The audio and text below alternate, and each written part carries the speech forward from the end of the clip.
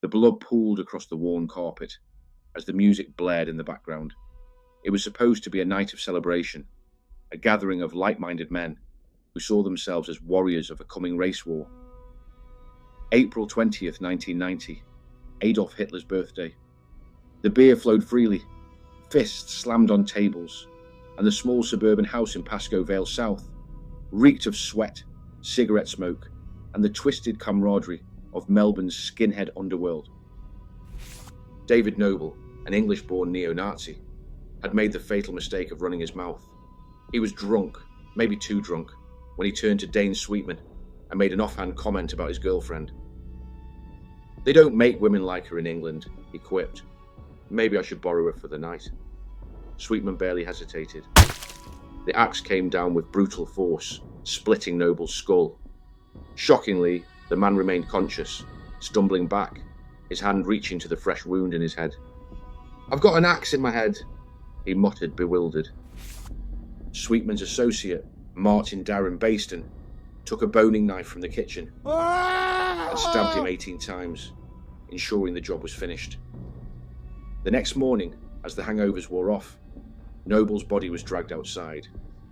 His legs were severed and his remains stuffed into the boot of a car, later dumped near the Yarra River at Kew. One of Sweetman's closest associates, Andrew Kirby, who was not convicted of this killing, was an integral member of Sweetman's gang. Kirby was charged for the brutal bashing and killing of a man the gang attacked prior to the Noble murder. Unlike Sweetman, he would later distance himself from the movement, but his path into the dark skinhead underworld had followed a similar trajectory: violence, hate, and a descent into the abyss of Australia's prison system. Long before he embedded an axe in a man's skull, Dane Sweetman was a violent outsider. By the time he was 16, he had already been convicted of attempted murder. A small-time criminal with an affinity for knives and an explosive temper, he first entered the prison system for armed robbery in the late 1980s. Behind bars, he found a purpose. As far as Sweetman was concerned, he was no longer just another head case. He was a political freedom fighter. In his mind, his brutality was no longer about personal rage, but a greater cause. He covered himself in tattoos, each one a declaration of hate. Far-right symbols were inked across his skin like a uniform. From within jail, he wrote to friends urging them to violence, providing plans for explosive devices. "Give the dogs what they deserve. Full-on racial warfare. There is no stopping us when we've started," he wrote to a fellow far-right sympathiser. Another recruit who fell under Sweetman's influence was Andrew Kirby. Unlike Sweetman, Kirby hadn't started out with racist beliefs. His entry into the gang world was one of survival. Bullied as a child, he had learned early that violence was the only currency that mattered. I was bullied as a kid, bullied at school, bullied at home by my father and my mother. All the kids in my class, their fathers were of a prominent bike club. So I used to cop a bit of flack there, but it wasn't until their elder brothers sort of took me in and, educated me as such and fell in with a skinhead group. "You did not want to be caught out if you were a different race," Kirby later admitted. "We turned the whole of Melbourne into a war zone. It was our playground. We bashed, stabbed, killed, burnt everything and anything that we possibly came across until we got pinched." He first met Sweetman through a mutual friend after being invited to a barbecue. "I didn't know who he was," Kirby recalled. "I went over to his parents' place, and next thing I know, they're shaving my head." The ideology came later. At first it was just a badge, a way to justify the violence. But Sweetman was different. He was all in, Kirby said. You go over to his place, and it was all skinhead music, all the hate messages. When Kirby landed in jail for his and gang's horrific racial attack on a man who later died after spending 16 months in a coma, he found himself immersed in the same brutal world that had shaped Sweetman. People start to really dislike you. Screws dislike you. They start putting you in really bad situations. You know, a bloke was placed into a unit in South Australia, and about a day and a half in, I started hearing rumours, old mate's going to cut your throat and leave you under the pool table. He said that you knocked his brother in Melbourne with Dane Sweetman. You hit him in the head with an axe, stabbed him 18 times and cut his legs off. So this guy was pretty pissed. The next day, boiled up the urn, and she's steaming hot. I got the boiling water in a jug, and I went up to the TV area, and I sat beside him and I said, "Hey, dog." Bang, splashed him with the hot water straight in the face. He got up, he's screaming and screaming, "What the f-?" And so I just hit him, bang, took the bit of skin off his face.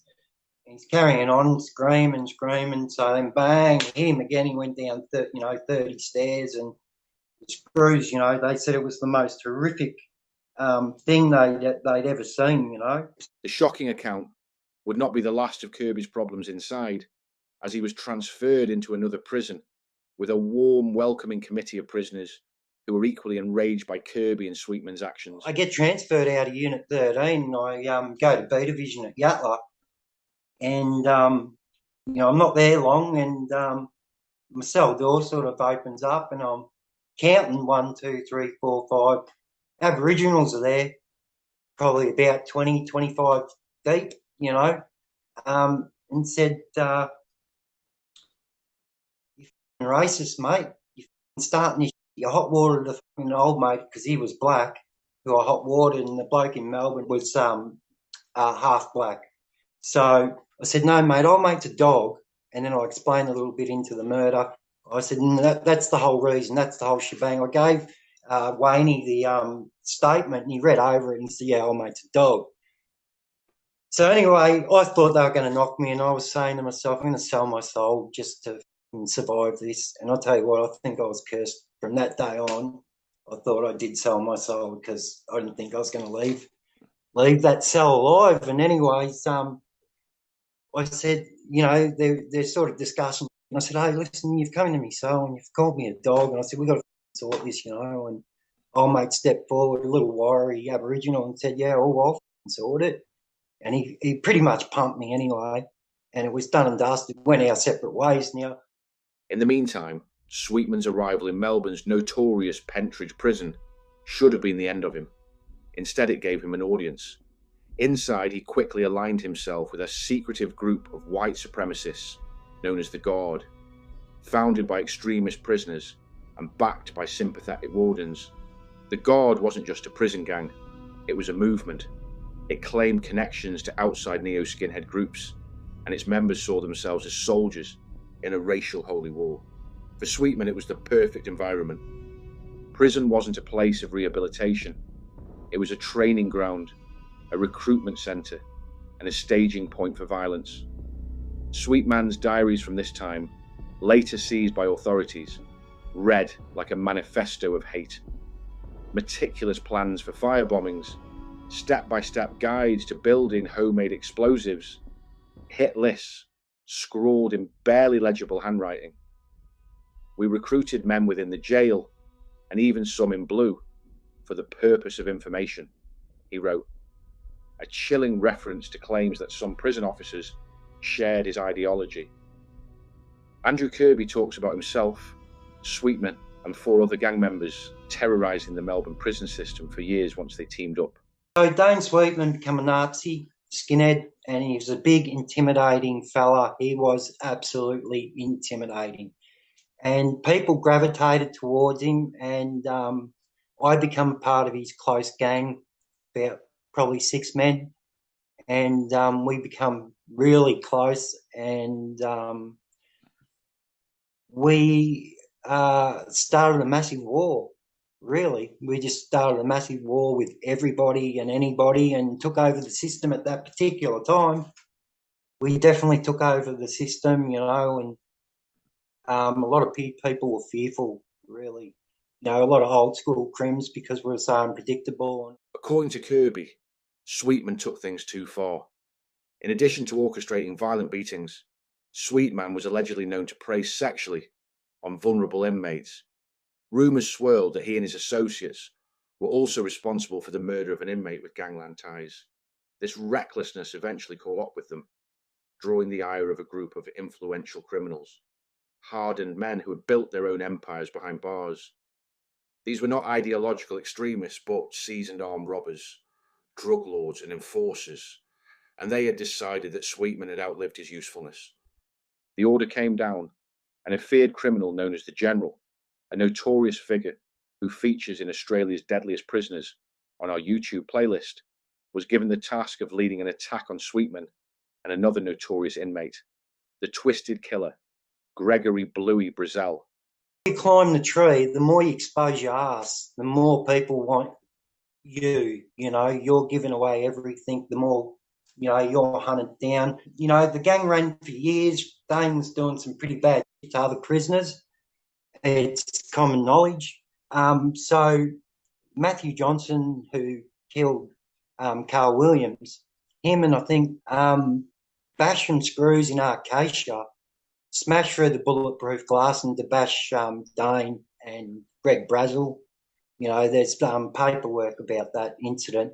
That was prior to the trial from hell. He was raping other prisoners. There was a time where we had been accused of raping and murdering another prisoner, and that alleged prisoner had gangland ties and all this sort of stuff, and I had no involvement in it, so I couldn't give. At the end of the day, my conscience is clear, so I don't participate. Sweetman survived the attempted attack, but was now a prisoner in disgrace on protection.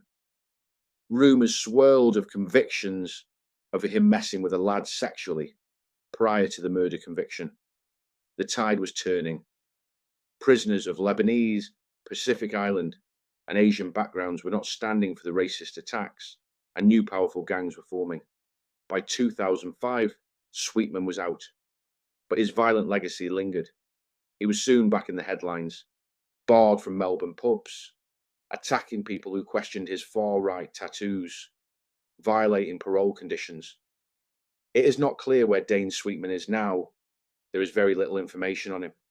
I'm sure those in the comments will be able to give further information on that.